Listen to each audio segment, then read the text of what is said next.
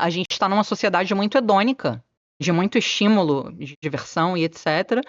E muitas vezes de desconexão, né, com esse desenvolvimento pessoal mais profundo que requer o adiamento de recompensas e... Eu diria, complementando isso que você acabou de falar, eu diria que a gente está numa sociedade muito hedônica e, ao mesmo tempo, uma sociedade muito organizacional no sentido de RH de empresa. Porque, assim, ou as pessoas acham que ter sentido de vida, elas fazerem coisas que vai fazer com que elas tenham prazer e se distraiam diariamente com uma série de coisas, ou elas, por outro lado, acharem que esse sentido mais amplo que a gente está falando aqui, esse significado mais amplo de longo prazo que a gente está falando aqui, ele se confunde com uma meta relacionada a trabalho. Então, assim, eu estou estudando para concurso, então minha vida tem sentido. Eu estou há 5 anos estudando para concurso, minha vida tem sentido. Estou estudando para passar para o banco, sei lá qual. Cara, isso não é, aí de novo, né? Não é desse sentido de vida que a gente está falando. Não é o sentido de vida como meta financeira. E é engraçado que, claro... Isso entraria na leitura da produtividade, né, da Marianne Wolf. A leitura da produtividade, exatamente. Não é contemplativo, então, né? Não é contemplativo. Exato, exatamente. Então a gente acho que vive a gente está se acostumando a viver uma vida que ela é guiada predominantemente por essas duas dimensões, né? Que é essa dimensão do prazer imediato e a dimensão organizacional. E as pessoas confundem tudo. Por exemplo, eu não fiz o teste, mas eu imagino que se você sair por aí perguntando se as pessoas acham que a vida delas tem significado, eu imagino que facilmente a maioria delas vai cair numa dessas duas respostas. Eu acho que até... Isso pode ser um equívoco meu, né? Eu teria que olhar mais de perto as pesquisas. Mas eu acho que isso, inclusive, pode enviesar as pesquisas que falam que tentam medir, né? O quanto as pessoas acham que a vida delas tem significado. Porque o resultado dessas pesquisas tem até uma escala na literatura que mede isso e tal. Mas a maioria dos estudos mostra que a maioria das pessoas diz que a sua vida tem muito sentido. Tem muito significado. Só que, ao mesmo tempo, você tem algumas pesquisas, o John Vervaeke, ele até cita uma delas a gente pode até colocar na descrição do episódio o link aí. Pode ser um viés linguístico também, né? Pode ser, A pessoa achar que sentido tem a ver com eu pago minhas contas, sei lá. Então, exatamente. Eu acho que, às vezes, mesmo quando você está usando uma escala, quando você fala de sentido, significado de vida, as pessoas estão pensando nisso. Claro, minha vida tem sentido e tal... Mas, ao mesmo tempo, é bem incrível que a maioria das pessoas tenha mesmo um certo sentido, porque, por exemplo, ter filho é uma das experiências que mais está ligada a significado. Só que aí, esse é um exemplo interessante porque ele mostra como que o sentido de vida ele está desconectado da felicidade ou bem-estar. Por quê? Porque ter filho prazer, é uma experiência, né? Que diminui bem-estar. E um dos elementos do bem-estar é o prazer. Ter filho diminui muito o bem-estar e o prazer, porque, pensa só, tu vai acordar mais cedo, tu vai ser interrompido, especialmente se for mulher, porque vai amamentar, o bebê vai ficar chorando lá, vai querer comer, sei lá, vai cair, tu vai ter que levar no médico porque se machucou, nos primeiros anos o moleque vai começar a ir pro colégio, vai trazer queixa, vai começar a se ferrar no colégio, tirar nota baixa, tu vai ter que dar um jeito. Cara, a paternidade é um negócio estressante.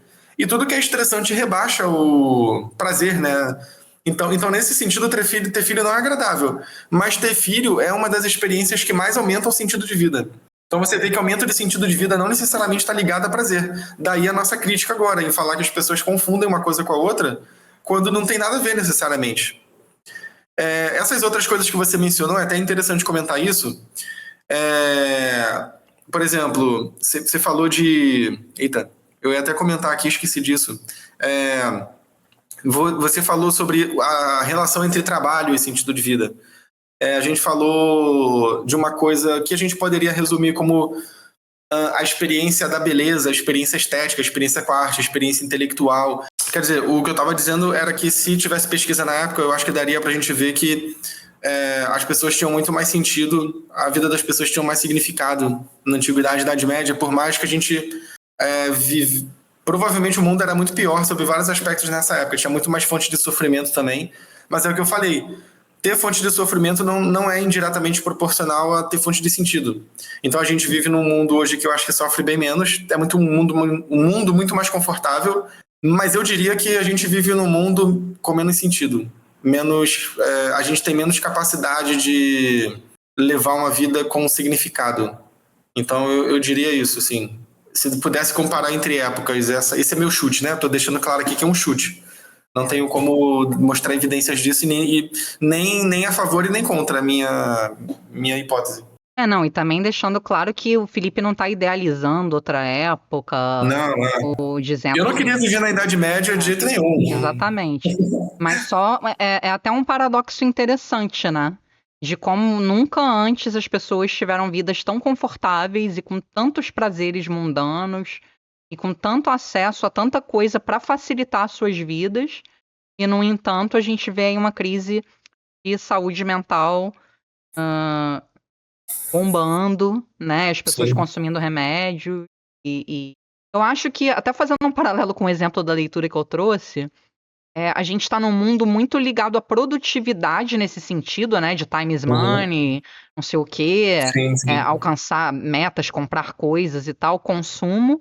E quando se está cansado e não se está trabalhando, diversão, consumo de coisas. Então, eu diria que falta um pouco a terceira dimensão da leitura que a Marianne Wolf cita, no exemplo dela na leitura, mas que a gente pode trazer também para outros campos, que é a contemplação. Eu acho que a gente está num mundo muito pouco contemplativo, né? De pouca conexão com a experiência num sentido mais profundo e muito foco em se divertir, se distrair ou produzir para ganhar dinheiro. E você falou da religião também, para não parecer que é uma apologia à religião ou isso e aquilo, para pessoas que eventualmente possam incomodar com isso, mas eu acho que também tem muito a ver não somente em organizar a vida numa cosmovisão mais ampla, né, trazendo inteligibilidade para o destino, sei lá, digamos assim, né, como alguém que tem fé e perdeu um filho, por exemplo. E a pessoa pode até brigar com Deus, aconteceu o contrário, questionar a sua fé, isso acontece também bastante.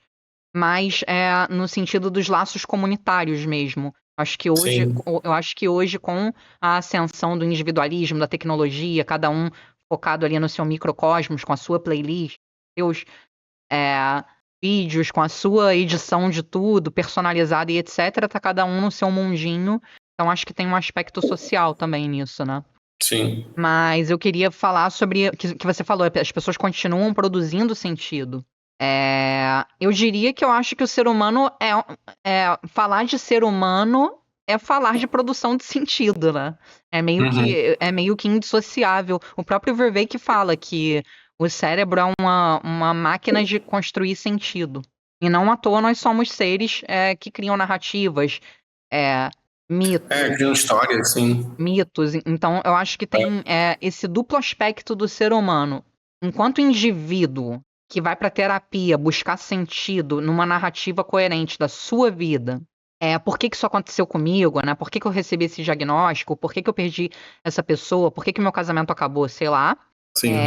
Mas também do ser humano enquanto espécie, né?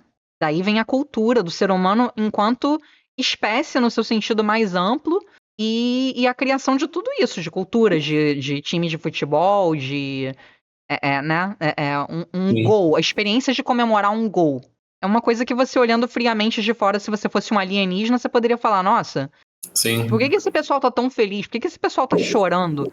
E eu chorei pra caramba quando meu time foi campeão da Libertadores, né? E isso, inclusive, trouxe muito sentido pra minha vida.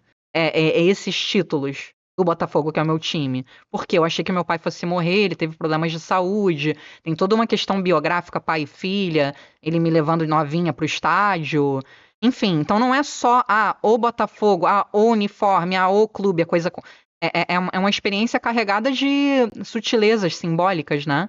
De memórias afetivas. E aí você vê aquela multidão chorando, gritando, tão feliz. Por quê? Porque nós somos seres produtores de sentido.